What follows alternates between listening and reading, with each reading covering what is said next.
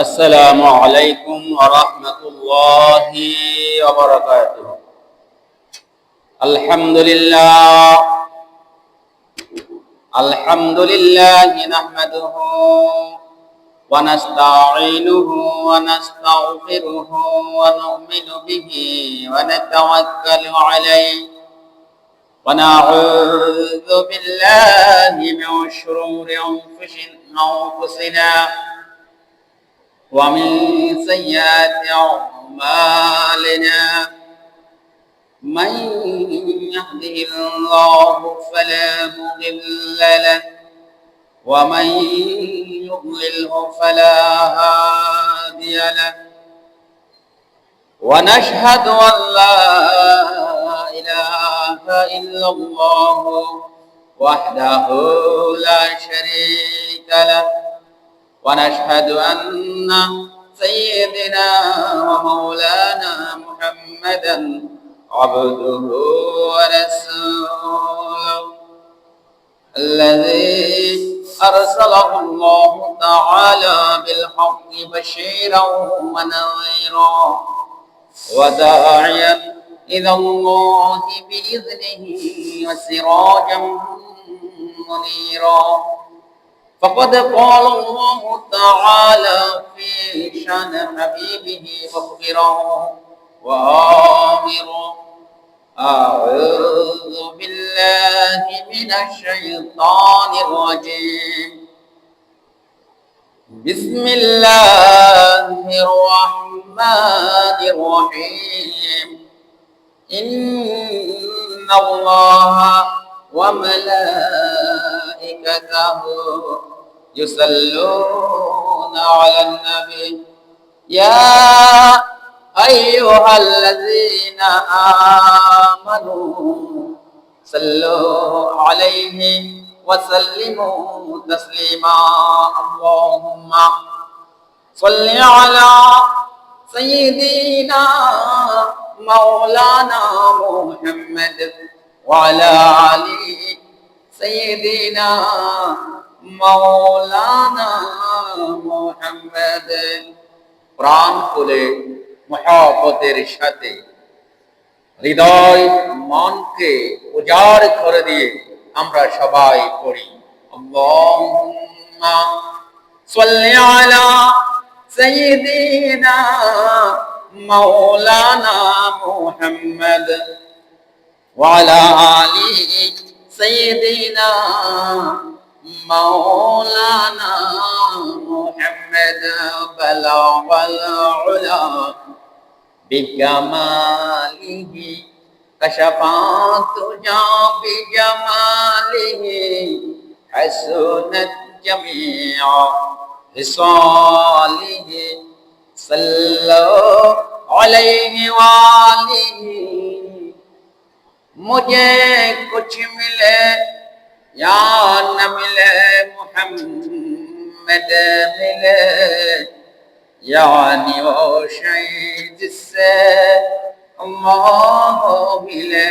बलगल उला बिकमालिही कशफत दुजा बिजमालिही हसनत जमीअ हिसालिही सल्लु আলাইহি ওয়া আলিহি সাদাকাল্লাহুল আযীম।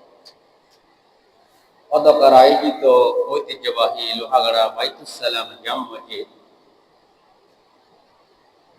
আজকে পবিত্র জুমাবার 19 জিলকদ 1447 হিজরি, 25 বৈশাখ 1433 বঙ্গাব্দ গ্রীষ্মকাল, 8 মে 2026 ঈসাই।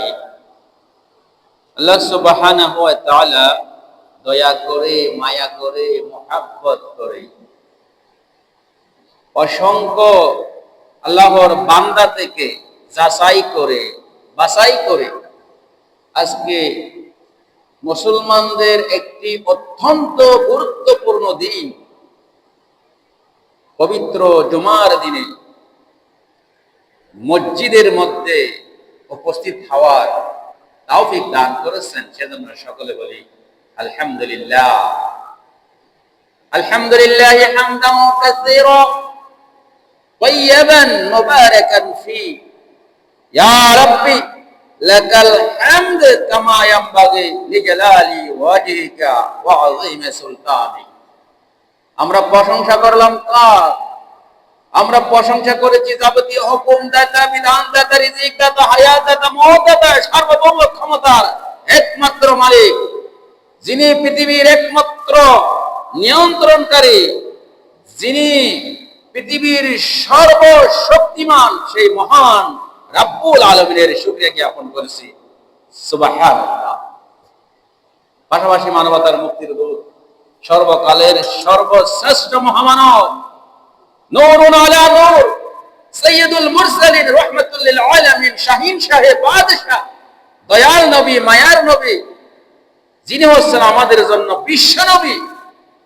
সকলে বলেন হযরত মুহাম্মদ মুস্তাফা সাল্লাল্লাহু আলাইহি ওয়াসাল্লামের নিকট লাখো কোটি দরুদ প্রেরণ করছি। সম্মানিত হাজিরিন, আল্লাহ সুবহানাহু ওয়া তাআলা ঈমানদার মুত্তাকি পরহেজগারদের জন্য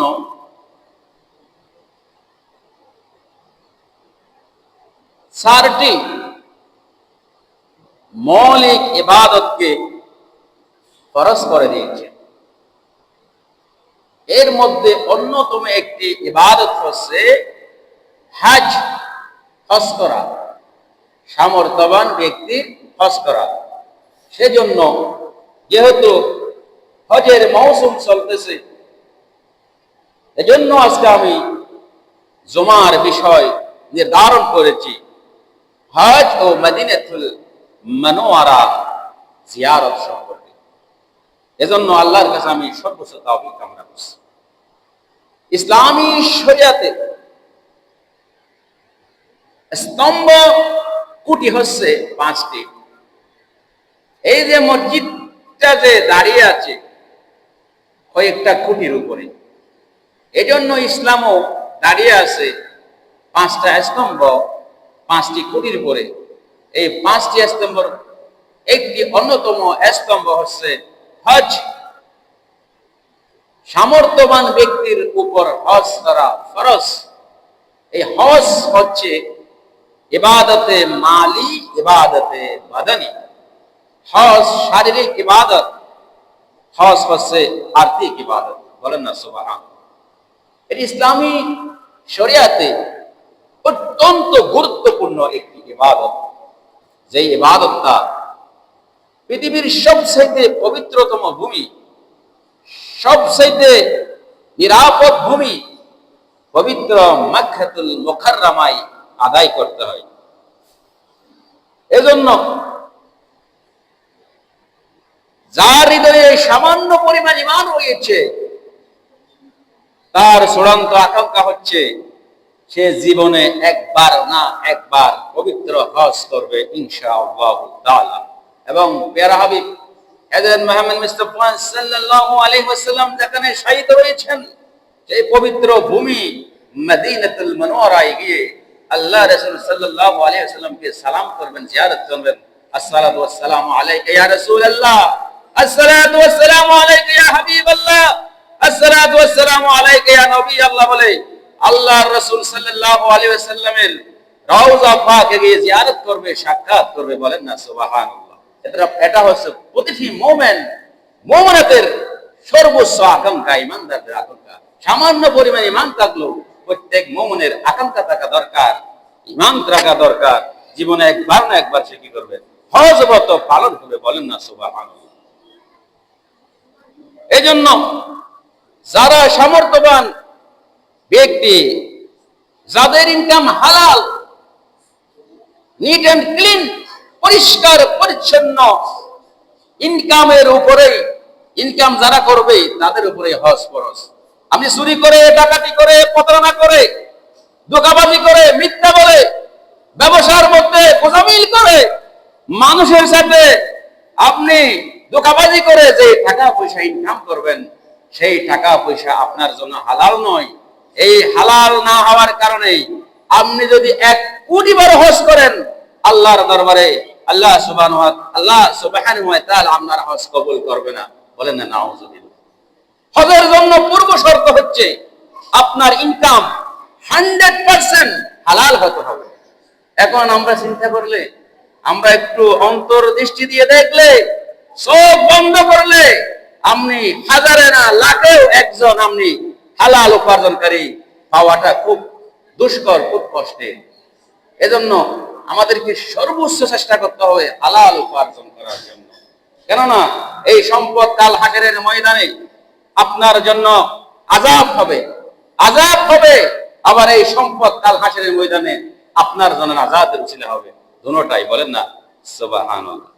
এজন্য প্রিয় মায়েরা, যেই ব্যক্তির উপর হজ ফরজ হবে সেই ব্যক্তিটা হজের নিয়ত করবে একমাত্র আল্লাহর সন্তুষ্টির উদ্দেশ্যে, আল্লাহকে খুশি করার জন্য, আল্লাহর রাজামন্দি হাসিল করার জন্য, লোককে দেখানোর জন্য না, কারো কাছ থেকে বাহবা পাওয়ার জন্য না, কেউ যেন তাকে আল হাজ বলে, হাজি বলে দুনিয়ার মধ্যে সম্মান পাওয়ার জন্য না। ওই ব্যক্তি হজ করবে একমাত্র আল্লাহর সন্তুষ্টি, আল্লাহকে খুশি করার জন্য। বলেন না ঠিক কিনা? হজ হবে আল্লাহর সন্তুষ্টি, আল্লাহকে খুশি করার জন্য। এজন্য আল্লাহ সুবহানাহু ওয়া তাআলা সূরাতুল বাকারার মধ্যে ইরশাদ করেন, ওয়া আতিমুল হজ্জ ওয়াল উমরাতা লিল্লাহ, আর আল্লাহর সন্তুষ্টির উদ্দেশ্যে তোমরা হজ এবং উমরা পূর্ণ করো, অর্থাৎ তোমরা হজ করো, উমরা করো। বলেন না সুবহানাল্লাহ। প্রিয় ভাইরা, বিশ্বনবী হযরত মুহাম্মদ মুস্তাফা সাল্লাল্লাহু আলাইহি ওয়াসাল্লাম বলেছেন, ইয়াতি আলান নাসি জামানুন ইয়াখরুজু ফীহি মিনাল হজ্জি আরবাআতু আসনাফ, রাজুলুন ইয়াখরুজু ইউরাই ওয়া আখারু ইয়াখরুজু লিত-তিজারাতি ওয়া আখারু ইয়াখরুজু লিয়াস আলা ওয়া আখারু ইয়াখরুজু লিয়াযকুরা বিহি ইসমুহু। বলেন না সুবহানাল্লাহ। পৃথিবীর বুকে মানুষেরা 4টি উদ্দেশ্য নিয়ে কি করে হজ করে? ওই উদ্দেশ্য 4টি উদ্দেশ্য। এর মধ্যে আল্লাহর নবী বিশ্বনবী হযরত মুহাম্মদ সাল্লাল্লাহু আলাইহি ওয়াসাল্লাম বলেছেন, শেষ জামানায়, আখিরি জামানায় মানুষ হজ করবে 4টা উদ্দেশ্য নিয়ে। এর মধ্যে একটা উদ্দেশ্য হচ্ছে এমন হাজি, যে হাজি মানুষদেরকে দেখানোর জন্য, লোকদেরকে দেখানোর জন্য, মানুষের বাহবা পাওয়ার জন্য হজ করবে। বলেন না নাউযুবিল্লাহ। দ্বিতীয় ব্যক্তি হচ্ছে সে হজ করতে যায় মদিনাতুল মুনাওয়ারা, মক্কাতুল মুকাররমায় মদিনাতুল মুনাওয়ারায় জিয়ারত করতে যায় ব্যবসার উদ্দেশ্যে, টাকা পয়সা ইনকাম করার উদ্দেশ্যে। তার নিয়ত হচ্ছে সে টাকা ইনকাম করবে, ব্যবসা করবে। তাহলে তার নিয়ত সহি না হওয়ার কারণে তার হজ আল্লাহর দরবারে কবুল হবে না। এরপরে আরেক ব্যক্তি হচ্ছে ধনী লোক, যাদেরকে আল্লাহ সুবহানাহু ওয়া তাআলা অসংখ্য ধন সম্পদ দিয়েছেন। বেড়ানোর উদ্দেশ্যে কি করতে যায়? হজ করতে যায়। উদ্দেশ্য কি? বেড়ানো। বলেন না নাউযুবিল্লাহ। এরপরে চতুর্থ ব্যক্তি হচ্ছে ওই ব্যক্তি ওই ব্যক্তি যে নাম পাওয়ার জন্য, যশ খ্যাতি পাওয়ার জন্য, লোকেরা তাকে হাজী সাহেব বলার জন্য, আলহাজ বলার জন্য হজ করতে যাবে। বলেন না নাউযুবিল্লাহ। কিন্তু হজ কত হবে একমাত্র আল্লাহর সন্তুষ্টি, আল্লাহর রাজামন্দি হাসিলের জন্য। এই 4 উদ্দেশ্যে যদি আপনি হজ করেন, আপনার হজ আল্লাহর দরবারে কবুল হবে না। এজন্য বিশ্বনবী সাল্লাল্লাহু আলাইহি ওয়াসাল্লাম আরেক বর্ণনায় বলেছেন, শেষ জামানায়, আখির যুগে 4 শ্রেণীর মানুষ 4 ভাবে হজে যাবে। ধনী লোকেরা বেড়ানোর উদ্দেশ্যে, মধ্যবিত্তরা ব্যবসার উদ্দেশ্যে, দরিদ্ররা ভিক্ষা করার জন্য, আর আলেমরা নাম ও খ্যাতি অর্জনের জন্য। বলেন না নাউযুবিল্লাহ। বর্তমানে সবগুলো এখন কি হচ্ছে আমরা প্রমাণ পাচ্ছি। হজ করতে গিয়েছে সেলফি তুলে, আমি হজ করতে আসছি, আমি বিভিন্ন আত্মীয়স্বজনের দোকানে গিয়ে, বিভিন্ন আত্মীয়স্বজনের বাসায় গিয়ে ইনকাম করে, টাকার জন্য দৌড়াদৌড়ি করে। হজ করতে গেছে যে টাকা, ওই টাকা তোলার চেষ্টা করে। নাউযুবিল্লাহ। আপনি কি এখানে ইবাদত করতে গেছেন নাকি হজ করতে গেছেন? অনেকে ব্যবসার উদ্দেশ্যে, অনেকে ইনকামের উদ্দেশ্যে, অনেকে যশ খ্যাতি পাওয়ার জন্য, অনেকে আপনার বিভিন্ন উদ্দেশ্যে নিয়ে হজ করতে যায়। এই শেষ জামানার এগুলো কিয়ামতের আলামত, এগুলো আল্লাহর দরবারে কবুল হবে না। বলেন না নাউযুবিল্লাহ। প্রিয় ভাইয়েরা, হজ হতে হবে হালাল ও পবিত্র উপার্জন, পবিত্র ইনকাম থেকে। এজন্য বিশ্বনবী সাল্লাল্লাহু আলাইহি ওয়াসাল্লাম বলেছেন, যখন কোন হজ যাত্রী হালাল সম্পদ দিয়ে হজের উদ্দেশ্যে বের হয় এবং সে বাহনে আরোহণ করে, বিমানে আরোহণ করে, বাস আরোহণ করে এবং বলে লাব্বাইকা আল্লাহুম্মা লাব্বাইক, হে আল্লাহ আমি হাজির, হে আল্লাহ আমি উপস্থিত, তখন আকাশ থেকে একজন ফেরেশতা বলে লাব্বাইকা লাব্বাইকা ওয়া সাদাইকা, তোমার এই লাব্বাইক আল্লাহর দরবারে কবুল হয়েছে, বলেন না সুবহানাল্লাহ। ফেরেশতা ডাক দিয়ে বলে, তো আল্লাহর বান্দা, তোমার হজ আল্লাহর দরবারে কি হয়েছে? কবুল হয়েছে।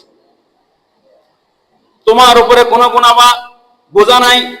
কিন্তু যখন কোন ব্যক্তি হারাম উপার্জন নিয়ে হজে যায় এবং বাহনে চড়ে বলে লাব্বাইকা, তখন ফেরেশতা বলে লা লাব্বাইকা ওয়ালা সাদাইকা, তোমার লাব্বাইকা আল্লাহর কাছে যে হাজিরা দিয়েছো সেই হাজিরা আল্লাহর দরবারে কি হয়নি, কবুল হয় নাই, কবুল নয়। ফেরেশতারা আরো বলেন তোমার হজের রসদ হারাম, তোমার ইনকাম হারাম, তোমার ব্যয় হারাম, আর তোমার হজ বিপদ গুনাহে পরিণত হয়েছে, এটা আপনার থেকে কবুল করা হবে না, বলেন না নাউযুবিল্লাহ। এই যে হারাম উপার্জনের কারণে হজ আপনি 100 বার করলো আল্লাহর কাছে কি হবে না, কবুল হবে না। এজন্য প্রিয় ভাইরা, হজ যাত্রীর উচিত হচ্ছে হালাল এবং পবিত্র সম্পদ থেকে, পবিত্র সম্পদ ব্যবহার করে হারাম সম্পদ থেকে পরিপূর্ণ মুক্ত হয়ে হজে গমন করা, বলেন না সুবহানাল্লাহ। এবং হালাল উপার্জন করতে চেষ্টা করা এবং হারাম থেকে বিরত থাকা। প্রিয় ভাইয়েরা, শুধু তাই নয়, আপনি যে হজে যাবেন, যে ব্যক্তি হজে যায় সেই ব্যক্তিটা মাসুম হয়ে যায়, নিরপরাধ হয়ে যায়।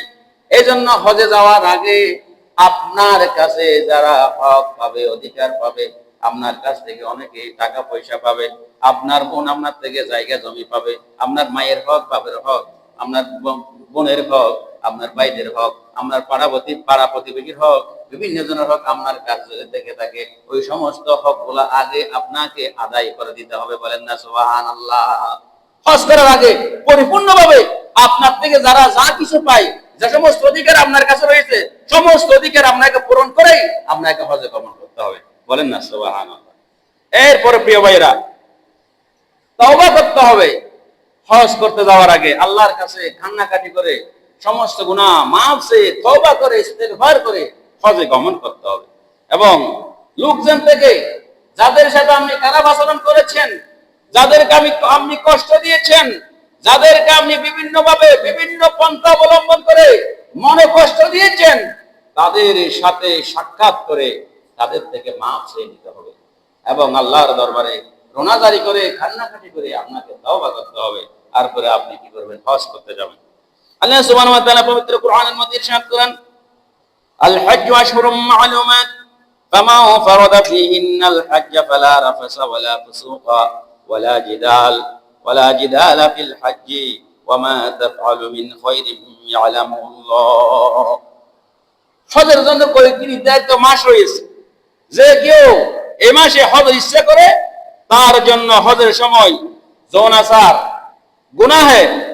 গুনাহ এবং ঝগড়াঝাটি করা হয়েছে, হারাম করা হয়েছে, এটা বৈধ নয়।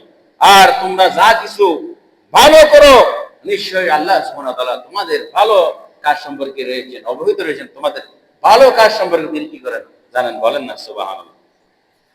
এজন্য যারা পবিত্র ভূমি মক্কাতুল মুকাররমাতে যায়, সেখানে ইবাদত বন্দেগী করে, তাদের আমলনামার মধ্যে বহু গুণে সওয়াব আল্লাহ তাআলা কি করে দেন, লিপিবদ্ধ করে দেন।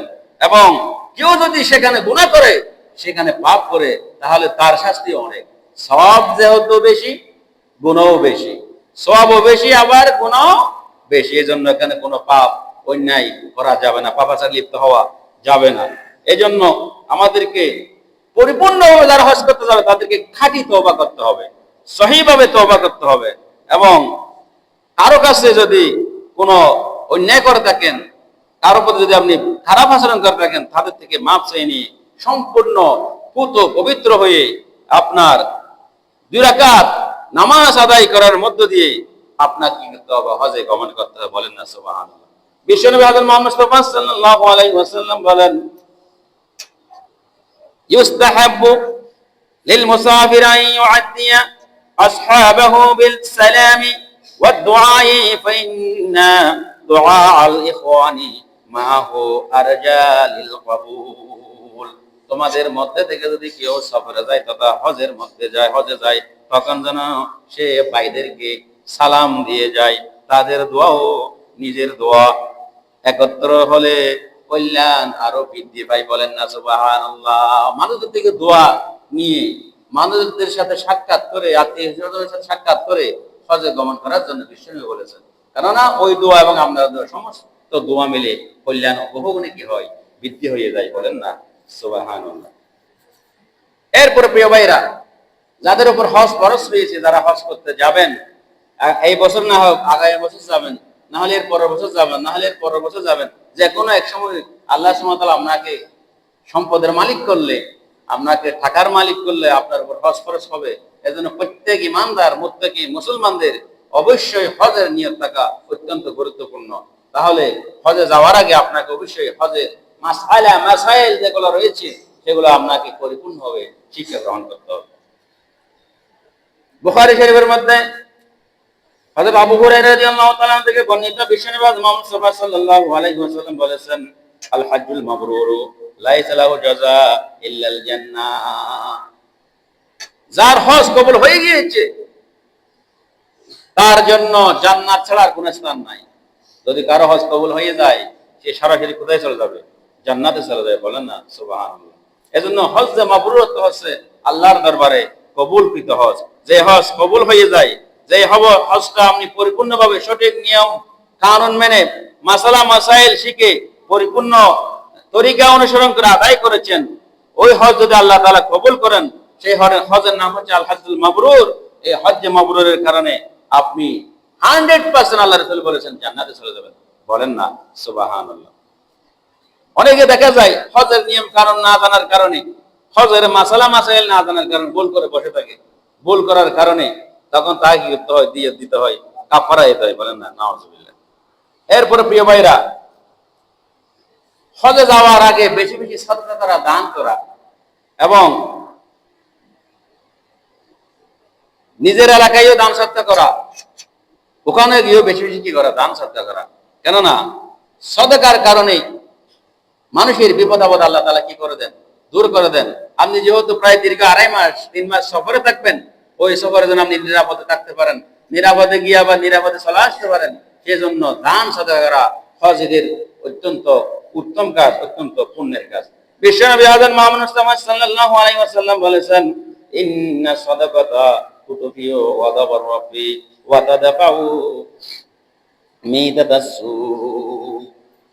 সাদাকা আল্লাহর গজব দূর করে দেয় এবং অপবিত্র থেকে রক্ষা করে। বলেন না সুবহানাল্লাহ। হঠাৎ মৃত্যু থেকে, আল্লাহর গজব থেকে আপনাকে ইনস্ট্যান্ট রক্ষা করবেন এই সাদাকা। আর সাদাকা তো তারাদুল বালা।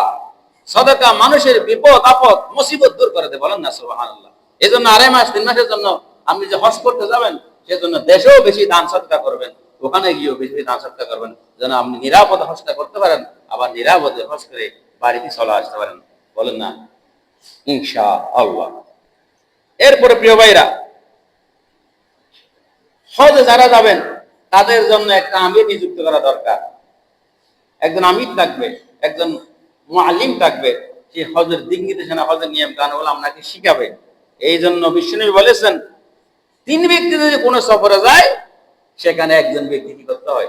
আমির বানাতে হয়, মুআল্লিম বানাতে হয়।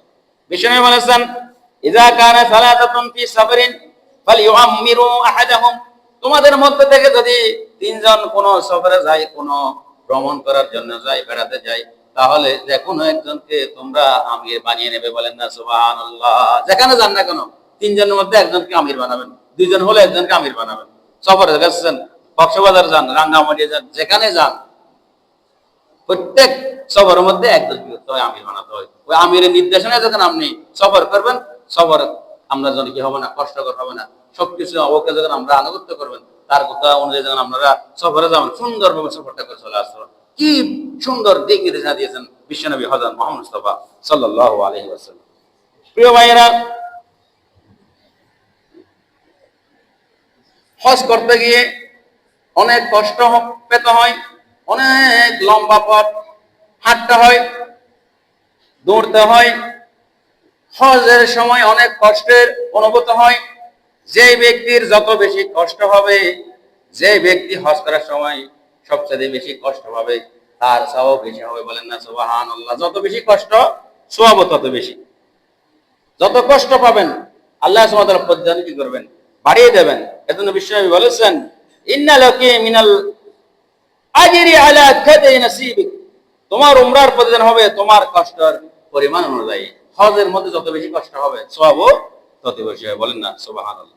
শুধু তাই নয় প্রিয় ভাইয়েরা, যারা হজ করতে যাবেন তাদের দৃষ্টিকে কি করতে হবে? অবনত রাখতে হবে এবং সতর্কতা অবলম্বন করতে হবে। কারণ এখানে বিভিন্ন দেশের নারী পুরুষ, বিভিন্ন এলাকার নারী পুরুষ একত্তরে একসাথে হাঁটতে হয়, একসাথে হজ করতে যেতে হয়। সেখানে যদি আপনি হজ করতে গিয়ে আপনাকে এখানে পাগল হয়ে যেতে হবে, একজন মজনুন হয়ে যেতে হবে, কেননা আপনি আল্লাহর দরবারে গিয়েছেন। এখানে পাগলের মতো অবস্থান গ্রহণ করতে হবে, পাশে কে সামনে কে এগুলো দেখার কোনো সুযোগ নাই। এখানে নারী পুরুষ একসাথে হজ করতে যায়, দেওয়ানা হয়ে যেতে হবে। এজন্য নারী পুরুষ একসাথে হজ করতে যায়, নারীকে পুরুষকে সেটা অনুভূত হয় না হজ করতে গেলে। সেভাবে আপনাকে দৃষ্টিকে অবনত রেখে আপনাকে হজ করতে হবে। বলেন না সুবহানাল্লাহ। নারী পুরুষ একসাথে হজ করে মক্কাতুল মুকাররমায়, কোনো দুর্ঘটনা হয়নি। কেন? এখানে আল্লাহর পাগল সবাই, সবাই ইয়া নফসি নফসি লাব্বাইক লাব্বাইক লাব্বাইক লাব্বাইক বলে আল্লাহর কাছে কি করে হাজির হতে যায়। সেজন্য এখানে আমরা মজনুন সেজে একেবারে দৃষ্টিকে সংযত রেখে পাপাচার থেকে মুক্ত হয়ে আপনাকে হজ করতে হবে। এরপরে প্রিয় ভাইরা, যারা হজ করতে যাবে তাদের উচিত হচ্ছে মদিনাতুল মুনাওয়ারার মধ্যে কি করা? জিয়ারত করা। বিশ্বনবী হযরত মুহাম্মদ মুস্তাফা সাল্লাল্লাহু আলাইহি ওয়াসাল্লামের রওজা পাকে গিয়ে সালাম দেওয়া, জিয়ারত করা। আসসালাতু ওয়াসসালামু আলাইকা ইয়া রাসূলুল্লাহ, আসসালাতু ওয়াসসালামু আলাইকা ইয়া হাবিবাল্লাহ, আসসালাতু ওয়াসসালামু আলাইকা ইয়া শাফিআল মুজনিবিন রাহমাতুল লিল আলামিন বলে সালাম করে আল্লাহর রাসূল সাল্লাল্লাহু আলাইহি ওয়াসাল্লামের এখানে জিয়ারত করা। এজন্য কবি বলে, মদিনা না দেখা তো কুছ ভি না দেখা, মুহাম্মদ কি রওজা এ জান্নাত কি নকশা। বলেন না সুবহানাল্লাহ। জান্নাতের টুকরো যদি দেখতে চান তাহলে নবী করিম সাল্লাল্লাহু আলাইহি ওয়াসাল্লামের রওজা, রওজা পাক যে বিশ্বনবী কাল হাশরের ময়দানে উম্মত মুহাম্মাদের জন্য কোমরের মধ্যে গামছা বেঁধে দাঁড়িয়ে যাবে, উম্মতি উম্মতি বলে, যেন সমস্ত উম্মতদেরকে তিনি জান্নাতে নিয়ে যেতে পারেন। বলেন না সুবহানাল্লাহ। তাহলে আমরা হজ করতে গিয়ে কিভাবে আমরা মদিনাতুল মুনাওয়ারা না যেতে পারি? এজন্য উমরা করতে গেলেও হজ করতে গেলেও অবশ্যই আমাদের কি করতে হবে? মদিনাতুল মুনাওয়ারার মধ্যে বিশ্বনবী হযরত মুহাম্মদ মুস্তাফা সাল্লাল্লাহু আলাইহি ওয়াসাল্লাম এর কবর জিয়ারত করতে হবে। বলেন না সুবহানাল্লাহ। এরপর প্রিয় ভাইরা, মদিনাতুল মুনাওয়ারার মধ্যে মসজিদ নববীর মধ্যে যেই ব্যক্তি 40 ওয়াক্ত নামাজ একাধারে জামাতের সাথে আদায় করবে, বিশ্বনবী বলেছেন তার জন্য জান্নাত ওয়াজিব হয়ে যায়। বলেন না সুবহানাল্লাহ। কয় রাকাত? 40 রাকাত। তাহলে 40 রাকাত 5 আর 40 8 দিন অবস্থান করতে হবে। রাসূলুল্লাহ সাল্লাল্লাহু আলাইহি ওয়াসাল্লাম বলেছেন, মান সাল্লা লিল্লাহি 40 ইয়াওমান ফি মাসজিদি লা তাফুতুহু সালাতুন কুতিবাত লাহু বারাতুন মিনান নার ওয়া নাজাতুন মিনাল আযাবি ওয়া বারিয়া মিনান নিফাক। যে ব্যক্তি এই মসজিদে নববীর মধ্যে পরপর 40 ওয়াক্ত নামাজ আদায় করবে, যার একটিও ছুটবে না, তার জন্য 3টি সুসংবাদ। কয়টি সুসংবাদ? 3টি সুসংবাদ। এর মধ্যে একটি সুসংবাদ হচ্ছে ওই ব্যক্তিকে আল্লাহ সুবহানাহু ওয়া তাআলা জাহান্নাম থেকে মুক্তি দিয়ে দেবেন। দুনিয়া ও আখিরাতে আযাব থেকে কি করবেন? তাকে রক্ষা করবেন, নিরাপত্তা দিবেন। এবং যে মুনাফিকের ফিতনা রয়েছে, নাফাকি রয়েছে, ওই মুনাফিকের ফিতনা থেকে আল্লাহ তাআলা আমাদের কি করবেন? হেফাজত করবেন। বলেন না সুবহানাল্লাহ। এরপরে প্রিয় ভাইরা,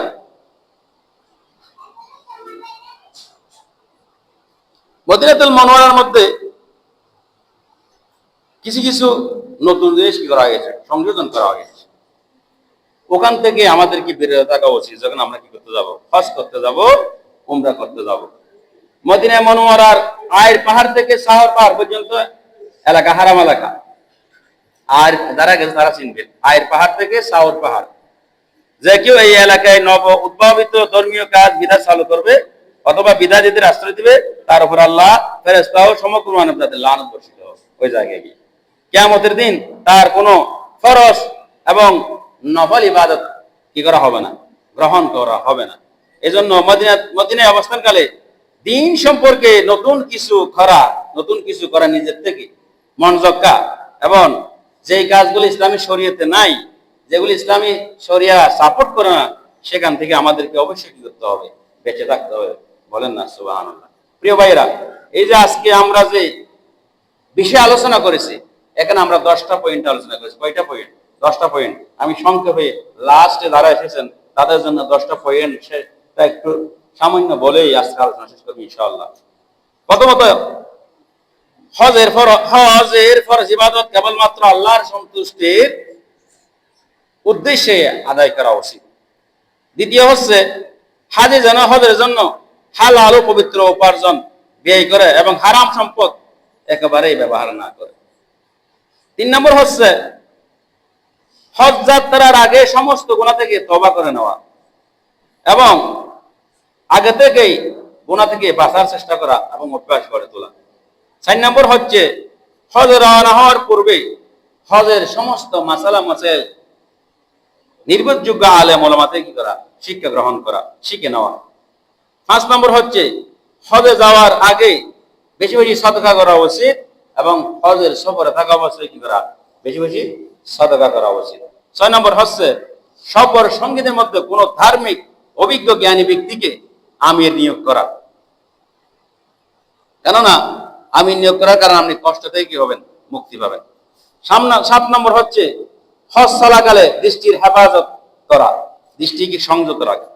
8 নম্বর হচ্ছে, রওজা মুবারক নবী করিম সাল্লাল্লাহু আলাইহি ওয়াসাল্লামের কে সালাম দেওয়ার জন্য মসজিদে নববীতে কোনো বড় গোলমাল না করে, উচ্চ শব্দ না করা এবং কি উচ্চ শব্দ গোলমাল থেকে বিরত থাকা।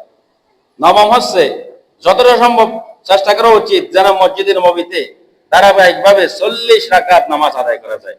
এরপর 10 নম্বর উপদেশ হচ্ছে, মদিনাতুল মুনাওয়ারায় দিন সম্পর্কে কোনো নতুন কিছু উদ্ভাবন করা বা নতুন কিছুকে জায়গা দেওয়া থেকে সম্পূর্ণরূপে বিরত থাকতে হবে।